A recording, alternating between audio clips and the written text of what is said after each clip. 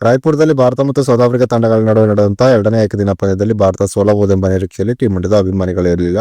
ಯಾವಾಗ team India south ಆಫ್ರಿಕಾಗೆ 359 ರನ್ಗಳ ಒಂದು ಬೃಹತ್ ಟಾರ್ಗೆಟ್ ಅನ್ನು ನೀಡಿತ್ತು. ಈ ಟಾರ್ಗೆಟ್ ಅನ್ನು ಟೀಂ ಇಂಡಿಯಾ ಡಿಫೆಂಡ್ ಮಾಡಿಕೊಳ್ಳಬಹುದೆಂಬ ನಿರೀಕ್ಷೆಯಲ್ಲಿ ಟೀಂ ಇಂಡಿಯಾದ ಅಭಿಮಾನಿಗಳಿದ್ದರು. ಆದರೆ ಟೀಂ ಇಂಡಿಯಾ ತೋರಿದಂತಹ ಕಳಪೆ ಬೌಲಿಂಗ್ ಪ್ರದರ್ಶನ ಜೊತೆಗೆ ಕಳಪೆ ಫೀಲ್ಡಿಂಗ್ ನಿಂದಾಗಿ ಸೌತ್ ಆಫ್ರಿಕಾ ತಂಡ ಈ ಮೊತ್ತವನ್ನು ಚೇಸ್ ಮಾಡಿತು ಅಂತಾನೆ ಹೇಳಬಹುದಾಗಿದೆ. ಇನ್ನು ವಿಶಾಖಪಟ್ಟಣದಲ್ಲಿ ನಡೆದಿರುವ ಮೂರನೇ ಏಕದಿನ ಪಂದ್ಯ ಟೀಂ ಇಂಡಿಯಾದ ಮಟ್ಟಿಗೆ ತುಂಬಾನೇ ಮುಖ್ಯವಾಗಿರುವಂತಹ ಪಂದ್ಯವಾಗಿದೆ. ವಿಶಾಖಪಟ್ಟಣದಲ್ಲಿ ನಡೆದಿರುವ ಮೂರನೇ ಏಕದಿನ ಪಂದ್ಯದಲ್ಲಿ ಟೀಂ ಇಂಡಿಯಾ ಗೆದ್ದರೆ ಆಗ ಏಕದಿನ ಸರಣಿಯನ್ನ ಗೆದ್ದುಕೊಂಡು ಬಿಡಲಿದೆ. ಒಂದು ವೇಳೆ ಮೂರನೇ ಏಕದಿನ ಪಂದ್ಯದಲ್ಲಿ ಟೀಂ ಇಂಡಿಯಾ ಸೋಲನ್ನು ಕಂಡರೆ ಆಗ ಏಕದಿನ ಸರಣಿಯನ್ನ ಕೂಡ ಸೌತ್ ಆಫ್ರಿಕಾ ಎದುರು ಟೀಂ ಇಂಡಿಯಾ ಸೋಲಬೇಕಾಗುತ್ತದೆ. ಹೀಗಾಗಬಾರದಂದ್ರೆ ಮೂರನೇ ಏಕದಿನ ಪಂದ್ಯದಲ್ಲಿ ಟೀಂ ಇಂಡಿಯಾ ಒಂದು ಭರ್ಜರಿ ಆದಂತಹ ಪ್ರದರ್ಶನವನ್ನ ಎಲ್ಲಾ ವಿಭಾಗದಲ್ಲೂ ತೋರಬೇಕಾಗಿದೆ. ಇನ್ನು ಮೂರನೇ ಏಕದಿನ ಪಂದ್ಯದಲ್ಲಿ ಟೀಂ ಇಂಡಿಯಾದ ಪ್ಲೇಯಿಂಗ್ ವೇಳೆಯಲ್ಲಿ ಯಾವೆಲ್ಲ ಬದಲಾವಣೆ ಆಗುವ ನಿರೀಕ್ಷೆ ಇದೆ ಎಂಬುದರ ಡೀಟೇಲ್ಸ್ ಅನ್ನ ಈ ವಿಡಿಯೋದಲ್ಲಿ ನಾವು ನಿಮ್ಮ ಜೊತೆ ಶೇರ್ ಮಾಡಲಿದ್ದೇವೆ.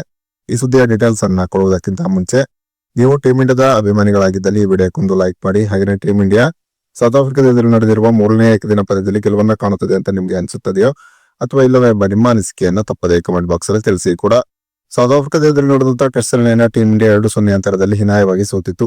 ಸೌತ್ ಆಫ್ರಿಕಾದ ಎದುರು ನಡೆದಂತಹ ಟೆಸ್ಟ್ ಸರಣಿ ಟೀಂ ಇಂಡಿಯಾ ಸೋತ ನಂತರ ಗಂಭೀರ್ ಕೋಚಿಂಗ್ ಸ್ಥಾನದಿಂದ ಕೆಳಗಿಳಿಯಬೇಕು ಭಾಗರಾಗಲು ಟೀಂ ಇಂಡಿಯಾದ ಅಭಿಮಾನಿಗಳಿಂದ ಕೇಳಿ ಬರ್ತಿತ್ತು. ಇನ್ನು ಏಕದಿನ ಸರಣಿಯನ್ನ ಕೂಡ ಟೀಂ ಇಂಡಿಯಾ ಸೋತು ಬಿಟ್ಟರೆ ಆಗ ಬಿಸಿಸಿಐ ಗಂಭೀರ್ ಅವರನ್ನ ಕೋಚಿಂಗ್ ಸ್ಥಾನದಿಂದ ಕೆಳಗಿಳಿಸುವ ಬಗ್ಗೆ ಒಂದು ಗಂಭೀರವಾದಂತಹ ಚಿಂತನೆ ಮಾಡುವ ಎಲ್ಲಾ ಸಾಧ್ಯತೆ ಇದೆ. ಹೀಗಾಗಬಾರದಂದ್ರೆ ಗಂಭೀರ್ ಮೂರನೇ ಏಕದಿನ ಪಂದ್ಯದಲ್ಲಿ ಒಂದು ಉತ್ತಮ ತಂಡವನ್ನು ಇಳಿಸುವುದರ ಮೂಲಕ ಮೂರನೇ ಏಕದಿನ ಪಂದ್ಯದಲ್ಲಿ ಟೀಂ ಇಂಡಿಯಾಕ್ಕೆ ಜಯವನ್ನ ತಂದು ಕೊಡಬೇಕಾಗಿದೆ. ಇನ್ನು ಮೂರನೇ ಏಕದಿನ ಪಂದ್ಯದಲ್ಲಿ ಟೀಂ ಇಂಡಿಯಾದ ಪ್ಲೇಯಿಂಗ್ ಗಳಲ್ಲಿ 2 ಬದಲಾವಣೆ ಆಗುವ ನಿರೀಕ್ಷೆ ಇದೆ. ಮೊದಲೆರಡು ಏಕದಿನ ಪಂದ್ಯದಲ್ಲಿ ಟೀಂ ಇಂಡಿಯಾದ ಪ್ಲೇಯಿಂಗ್ ಗಳಲ್ಲಿ ಯಶಸ್ವಿ ಜೈಸ್ವಾಲ್, ರೋಹಿತ್ ಶರ್ಮಾ, ವಿರಾಟ್ ಕೊಹ್ಲಿ, ರುತುರಾಜ್ ಗಾಯಕ್ವಾಡ್, ವಾಷಿಂಗ್ಟನ್ ಸುಂದರ್, ಕೆಎಲ್ ರಾಹುಲ್, ರವೀಂದ್ರ ಜಡೇಜಾ, ಹರ್ಷಿತ್ ರಾಣಾ, ಕುಲ್ದೀಪ್ ಯಾದವ್, ಹರ್ಷದೀಪ್ ಸಿಂಗ್ ಮತ್ತು ಪ್ರಸಿದ್ಧ ಕೃಷ್ಣ ಟೀಂ ಇಂಡಿಯಾದ ಪ್ಲೇಯಿಂಗ್ ಗಳಲ್ಲಿ ಕಣಕ್ಕಿಳಿದಿದ್ದರು. ಆದರೆ ಪ್ರಮುಖವಾಗಿರುವಂತಹ ಮೂರನೇ ಏಕದಿನ ಪಂದ್ಯದಲ್ಲಿ ಟೀಂ ಇಂಡಿಯಾದ ಪ್ಲೇಯಿಂಗ್ ಗಳಲ್ಲಿ 2 ಬದಲಾವಣೆ ಆಗುವ ನಿರೀಕ್ಷೆ ಇದೆ.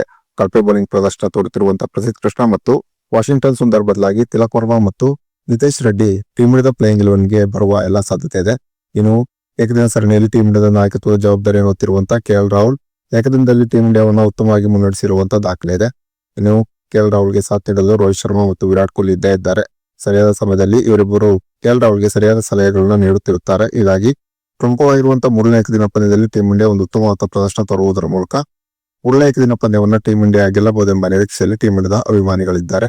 ಇನ್ನು ಮೂರನೇ ಏಕದಿನ ಪಂದ್ಯದಲ್ಲಿ ಟೀಂ ಇಂಡಿಯಾ ಗೆಲುವನ್ನ ಕಾಣಬೇಕಾದ್ರೆ ಆಗ ಟೀಂ ಇಂಡಿಯಾ ತನ್ನ ಪ್ಲೇಯಿಂಗ್ ವೇಳೆಯಲ್ಲಿ ಯಾವೆಲ್ಲ ಬದಲಾವಣೆಯನ್ನು ಮಾಡಿಕೊಳ್ಳಬೇಕೆಂಬ ನಿಮ್ಮ ಅನಿಸಿಕೆಯನ್ನ ತಪ್ಪದೇ ಕಮೆಂಟ್ ಬಾಕ್ಸ್ ಅಲ್ಲಿ ತಿಳಿಸಿ.